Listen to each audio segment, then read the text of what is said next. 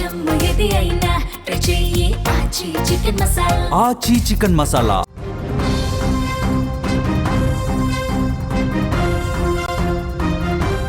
ఇద్దరు ప్రేమించుకున్నారు, పెళ్లి చేసుకోవాలని భావించారు. కానీ ఇంట్లో పెద్దలు అంగీకరించలేదు.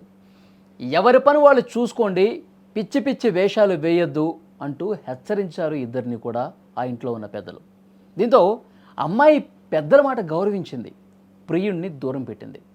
కానీ ఇది అతడి కోపాన్ని రగిలించింది. ఆవేశంతో ఊగిపోయాడు. అందరితో ఆకుండా నన్నే దూరం పెడతావా అని సుత్తితో తలపై తీవ్రంగా దాడి చేశాడు. సూర్యాపేట జిల్లాలో జరిగిన ఈ ఘటన స్థానికుల్ని ఒక్కసారిగా ఉలికిపాటుకు గురి చేసింది. నూతనకల్ మండలం లింగంపల్లికి చెందిన మహేష్ అనే యువకుడు అలగునూరు గ్రామానికి చెందిన స్పందన అనే యువతిపై ఘాతుకానికి పాల్పడ్డాడు. వీళ్ళిద్దరూ గత 8 ఏళ్లుగా ప్రేమించుకుంటున్నట్టు తెలుస్తోంది. ఇటీవలే ఇరు కుటుంబాల మధ్య గొడవ జరిగి పెద్దల సమక్షంలో పంచాయతీ పెట్టారు. ఎవరి దారి వారు చూసుకోవాలని తీర్పు చెప్పారు. ఈ క్రమంలోనే ఈ ఘటన జరిగినట్టుగా అనుమానిస్తున్నారు స్థానికులు. ఘటన జరిగిన సమయంలో యువతి తన సోదరి ఇంట్లో ఒంటరిగా ఉన్న సమయంలో ఘాతుకానికి పాల్పడ్డాడు మహేష్. ప్రేమించిన యువతి తనను దూరం పెడుతోందనే కక్షతో మహేష్ ఆమెపై సుత్తితో అత్యంత దారుణంగా, పాశవికంగా, అమానుషంగా దాడి చేశాడు. ఈ దాడిలో తీవ్రంగా గాయపడ్డ స్పందన రక్తపు మడుగులో ఒక్కసారిగా కుప్పకూలిపోయింది. ఆమె కేకలు విన్నటువంటి స్థానికులు, చుట్టుపక్కల వాళ్ళు వెంటనే అక్కడికి వచ్చారు. పారిపోతున్న ఆ నిందితుడిని వెంబడించి పట్టుకున్నారు. అతన్ని స్తంభానికి కట్టేసి దేహశుద్ధి చేసి అనంతరం పోలీసులకు అప్పగించారు. పోలీసులు నిందితుడిని అదుపులోకి తీసుకున్నారు. తీవ్రంగా గాయపడ్డ ఆ యువతి ప్రస్తుతం ఆసుపత్రిలో చికిత్స పొందుతోంది. కానీ అత్యంత విషమ పరిస్థితుల్లో ఆ యువతి ఉన్నది. ఇద్దరు ప్రేమించుకున్నారు, 8 ఏళ్లుగా ప్రేమించుకున్నారు. కానీ ఇంట్లో పెద్దలు అంగీకరించలేదు. పెద్దలకి చెప్పారు, ఒప్పుకోలేదు.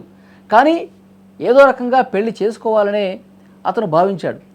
కానీ ఈ అమ్మాయి మాత్రం పెద్దల్ని ఇబ్బంది పెట్టడం దీనికి, పెద్దల్ని కష్టపెట్టడం దీనికి, నన్ను పెంచి పోషించి ఇంత చదువు చదివించి వాళ్ళు నా జీవితం బాగుండాలని చెప్పి ఎన్నో కలలు కన్నారు. ఇప్పుడు నేను అతని గురించి చెప్పాను, ఒప్పించి పెళ్లి చేసుకుందాం అనుకున్నాను. కానీ తల్లిదండ్రులు ఒప్పుకోకపోవడంతో వాళ్ళని ఎందుకు కష్టపెట్టాలి, నేను మారితే సరిపోతుంది కదా అని భావించి అతన్ని దూరం పెట్టింది. ఇంట్లో పెద్దవాళ్ళు ఒప్పుకోవట్లా.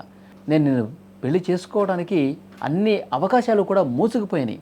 దయచేసి మహేష్ నన్ను క్షమించు, నేను నీతో ఉండలేను, నీతో రాలేను పెద్దలని ఎదిరించి అని చెప్పింది స్పందన. కోపం తట్టుకోలేకపోయాడు. నన్నే దూరం పెడతావా, 8 సంవత్సరాల పాటు నీ వెనకాల కుక్కలా తిరిగాను, మనం ఎట్లాగైనా సరే కలిసి ఉండాలి అని చెప్పి భావించుకున్నాం, ఎన్నో ఊసలు మాట్లాడుకున్నాం, బాసలు చేసుకున్నాం, ఇప్పుడు ఒక్కసారిగా కాదు అంటే ఎట్లా అని గొడవ పడతానే ఉన్నాడు. ఇక ఎంతకు తను వినకపోవటంతో ఆమె తన సోదరి ఇంట్లో ఉండగా, ఒంటరిగా ఉండగా వెంట తెచ్చుకున్నటువంటి ఒక సుత్తితో మహేష్ సైకోలా మారిపోయాడు. సైకో మహేష్ ఏం చేశాడు, స్పందన తల మీద సుత్తితో కొట్టి ఇక ఆమె రక్తపు మోడులో రక్తం కారుతూ ఒక్కసారిగా కిందకి కూలబడిపోయింది, పెద్దగా కేకలు వేస్తూ. చుట్టుపక్కల ఉన్న వాళ్ళందరూ కూడా వచ్చి ఒక్కసారిగా షాక్ అయిపోయారు. ఏం జరుగుతుందో తెలుసుకుని వెళ్ళిపోయి అతడు అక్కడి నుంచి పారిపోయే ప్రయత్నం చేస్తుండగా వెంబడించి అతన్ని పట్టుకొని స్తంభాన్ని కట్టి, స్క్రీన్ మీద చూస్తున్నారు మీరు, అతను ఏ విధంగా స్తంభానికి కట్టేశారు మీరు చాలా స్పష్టంగా చూడొచ్చు. ఒక పక్క రక్తపు మడుగులో పడిపోయినటువంటి స్పందనను వెంటనే ఒక అంబులెన్స్ని పిలిపించి ఆ అమ్మాయిని ఆసుపత్రికి తీసుకెళ్లి చికిత్స అందిస్తున్నారు. మరొక వైపు వీడిని ఆ స్తంభానికి కట్టేసి పోలీసులకు సమాచారం ఇచ్చారు. సో చాలా బాధాకరమైన విషయం.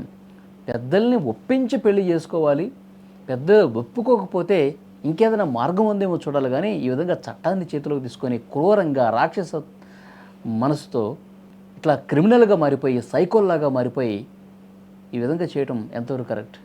సో అమ్మాయి ఇప్పుడు చావు బతుకుల మధ్య ఉంది. అంటే నాకు దక్కనిది ఇంకెవరికి దక్కకూడదు అన్న ఒక క్రిమినల్ ఆలోచనతో ఈ మహేష్ అనే సైకోగాడు బిహేవ్ చేసినటువంటి పరిస్థితి ఉంది. సో డెఫినెట్గా చాలా బాధాకరమైన విషయం. 2 కుటుంబాల్లో ఉన్నటువంటి పెద్దలు ఇప్పుడు బాధపడుతూ ఉన్నారు, ఇప్పుడు వాళ్ళు రోధిస్తూ ఉన్నారు. వీడు ఒక సైకో అని చెప్పి వాళ్ళు భావిస్తూ ఉన్నారు.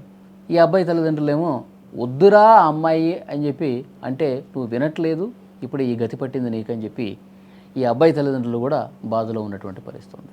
అతన్ని పోలీసులు అదుపులోకి తీసుకున్నారు, కేసు కూడా నమోదు చేశారు. స్నేహానగర్ కొడకూడలో ఉన్న స్నేహానగర్కు రావడం జరిగింది.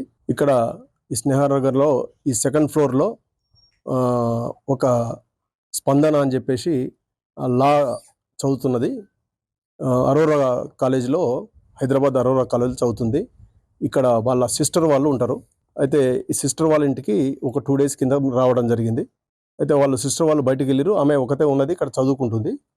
ఆ క్రమంలో మహేష్ అని చెప్పేసి అతనికి ఆమెకు పరిచయం ఉన్న వ్యక్తి, వాళ్ళకు దూర బంధువు, లింగంపల్లి వాసి. అతను 8 ఇయర్స్ నుంచి ఇద్దరు కూడా లివింగ్లో ఉన్నారు. మాట్లాడే క్రమంలో ఆ హీటెడ్ ఆర్గ్యుమెంట్లో అతను ఆమెను ఒక సుత్తెతోటి బలంగా తల మీద కొట్టడం జరిగింది. అతన్ని అవాయిడ్ చేస్తుందనే ఒక నెపంతో ఆమెను టార్గెట్ చేసి ముందుగానే ఒక పథకం ప్రకారం ఒక సుత్తిని కూడా అతను కొనుగోలు చేసి తీసుకొని రావడం జరిగింది. ఆ కొనుగోలు చేసి తీసుకొచ్చిన సుత్తెతోటి బలంగా తల మీద కొట్టడం వల్ల ఆమెకు తీవ్రమైన గాయాలని ఆమెకు చికిత్స గురించి హాస్పిటల్ తరలించడం జరిగింది. అతన్ని ఇమ్మీడియట్గా అతన్ని అదుపులోకి తీసుకొని తదుపరి విచారణ గురించి మనం కోర్టులో హాజరుపరచడం జరుగుతుంది.